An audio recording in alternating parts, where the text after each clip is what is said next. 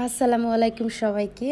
আমরা চলে গিয়েছিলাম গ্রামের বাড়িতে বাগানে আর একদম ফ্রেশ ফ্রেশ আনারস তুলতে। আনারসগুলো দেখতে লোভনীয় লাগছে না? দেখতে সবুজ কিন্তু ভিতরে অনেক মিষ্টি। আর এই যে আম গাছ, আমগুলো ধরে আছে, আসলে কাছ থেকে দেখতে কিন্তু ভীষণ ভালো লাগে। বাড়ির উঠোনের আম, পাশেই লেবু গাছ।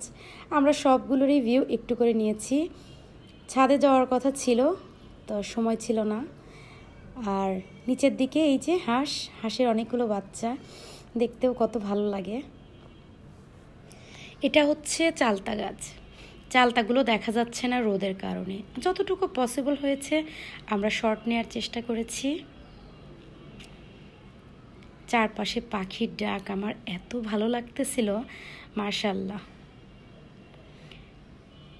প্রকৃতির কাছে গেলে এত একটা শান্তি লাগে যেটা কাউকে বলে বোঝানো যায় না। আসলে ছোট থেকেই তো গ্রামে বড় হয়েছি, তাই গ্রামের একটা আলাদা টান কাজ করে।